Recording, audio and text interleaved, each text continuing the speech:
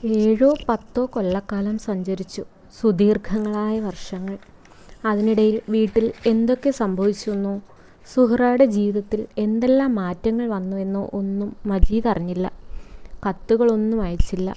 ഒന്നും അറിയണ്ട എന്ന് കരുതിയല്ല, അയച്ചില്ല എന്ന് മാത്രം. വീട്ടിൽ നിന്ന് ആളന്വേഷിച്ച് ചെന്നാലോ? മജീദ് സഞ്ചരിച്ചു. പല നിലയിലും. നടന്നും വാഹനങ്ങളിലും, യാചകന്മാരുടെ കൂടെയും, ഗോസായികളുടെ സഖാവായും, സന്യാസികളുടെ ശിഷ്യനായും, ഹോട്ടൽ വേലക്കാരനായും, ആഫീസ് ക്ലാർക്കായും, രാഷ്ട്രീയ പ്രവർത്തകരുടെ കൂടെയും, കുബേരൻ്റെ അതിഥിയായും, അങ്ങനെ പല നിലയിലും ജീവിച്ചു. പല മതക്കാരുമായി പരിചയപ്പെട്ടു. മജീദിന് പണം സമ്പാദിക്കണമെന്ന് മോഹമില്ലായിരുന്നു. ആ സൗകര്യങ്ങളൊന്നും ഉപയോഗപ്പെടുത്തിയില്ല. കാണുക, അറിയുക, ഇതായിരുന്നു ലക്ഷ്യം.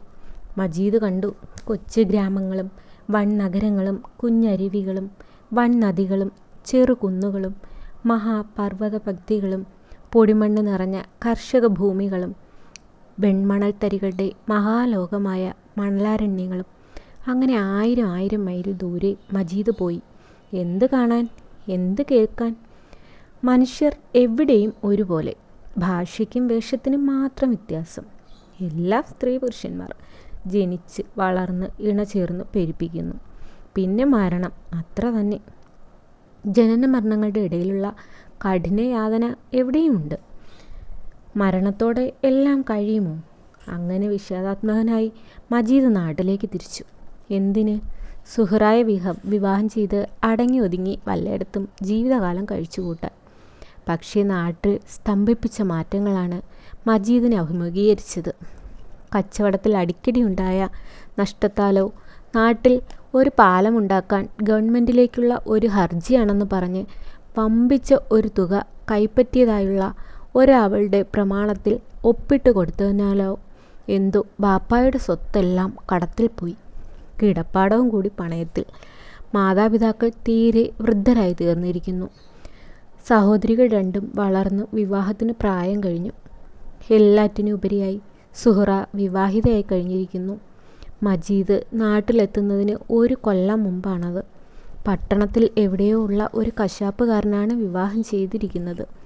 സുഹ്റ മജീദിന് വേണ്ടി കാത്തിരുന്നില്ല. സ്വാർത്ഥപരിപൂരിതമാണ് ജീവിതം. മജീദ് തീരുമാനിച്ചു. ഏതായാലും നാട്ടുകാരൊക്കെ മജീദിനെ കാണാൻ ചെന്നു.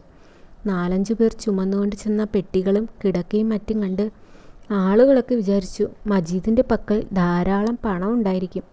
ഉണ്ടായിരുന്നതോ കുറേ അധികം പുസ്തകങ്ങളും 10 രൂപയും. മജീദിനായുടെ വലിയ സ്വീകരണങ്ങളായിരുന്നു. ഓരോ വീട്ടിലും ദിവസവും 2-3 തവണ അതിഥിയായി പോകണം. വയറു നിറയെ ആഹാരം കഴിച്ചതാണെങ്കിലും നിർബന്ധിച്ച് ഊട്ടും. എന്നാൽ 1 മാസം കൊണ്ട് സത്യം എല്ലാവരും അറിഞ്ഞു.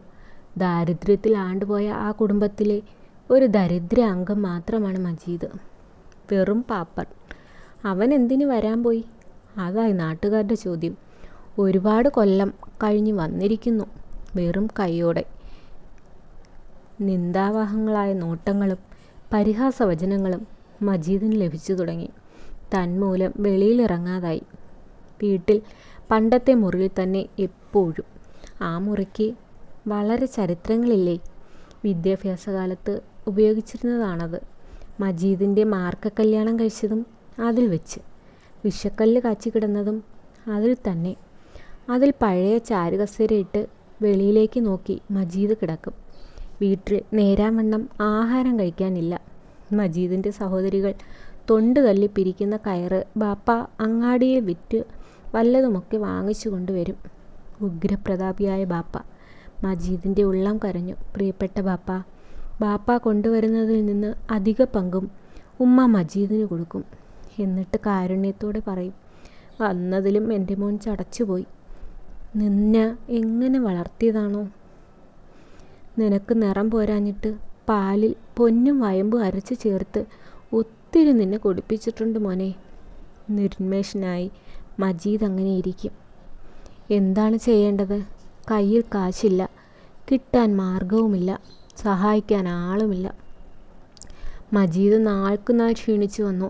മനസ്സിനെ വ്യാപരിപ്പിക്കുവാൻ മറ്റു പണികളൊന്നുമില്ലാതിരുന്നത് കൊണ്ട് വീണ്ടും ഒരു തോട്ടം നിർമ്മിച്ചു. ഇക്കുറി തനിച്ച്. മുറ്റത്തിനു മുമ്പിൽ ചതുരത്തിൽ വെള്ള മണൽ വിരിച്ചു. 4 അതിരുകളിലും ചെടികൾ നട്ടുപിടിപ്പിച്ചു.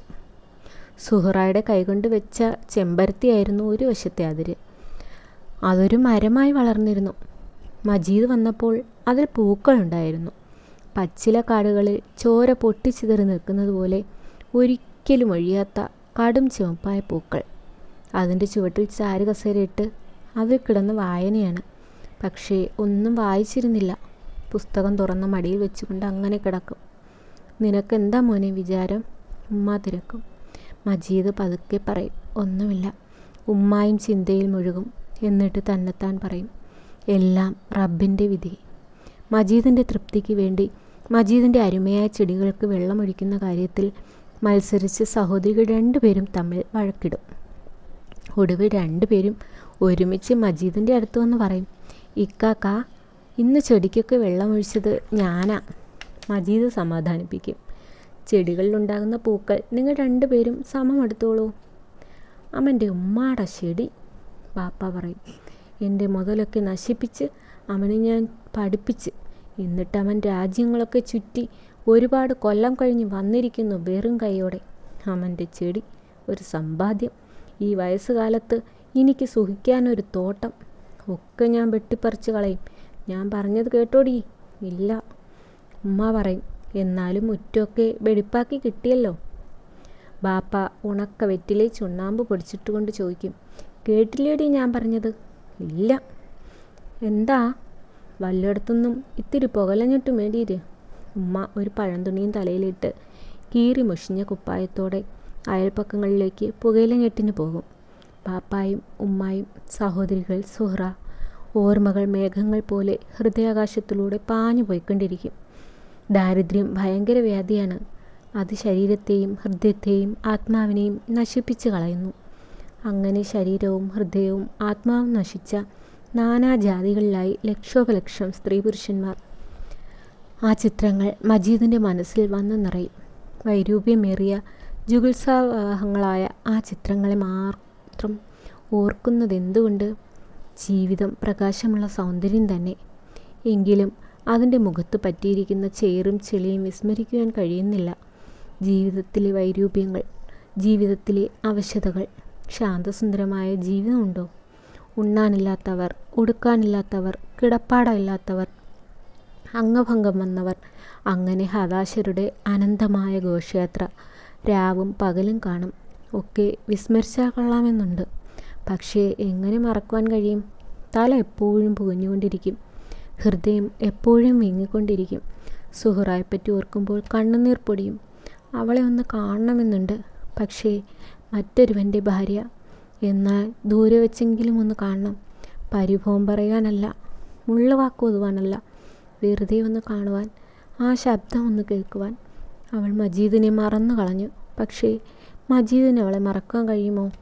വളരെ മാമ്പഴം കൊടുത്ത് അവരെ അനുഗ്രഹിച്ചിട്ടുള്ള ആ മാവിൻ ചുവട്ടിൽ രാത്രിയുടെ ഏകാന്തതയിൽ മജീദ് ചെന്നിരിക്കും.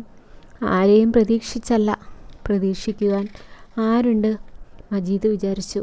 ഞാൻ വന്നിട്ടുണ്ടെന്നറിഞ്ഞാൽ ഒരിക്കലും ഒരിക്കലും സുഹ്റ വരികയില്ല. അവൾ എന്തിനു വരുന്നു? ആരെ കാണാൻ? മജീദിൻ്റെ അടുത്ത് ഉമ്മ വന്ന് മിണ്ടാതെ ഇരിക്കും. ഉമ്മ, ബാപ്പ, സഹോദരികൾ, ഇവർക്ക് നേരാവണ്ണം ആഹാരം കൊടുക്കുവാൻ എന്ത് വഴി? ബാപ്പ ദേഷ്യപ്പെടുന്നത് വെറുതെ അല്ലല്ലോ. പ്രായമായ മകൻ എന്തു ചെയ്യും? എന്തൊരു ജീവിതം! സുഹ്റ, പ്രിയപ്പെട്ട സുഹ്റ, നീ വരുമോ?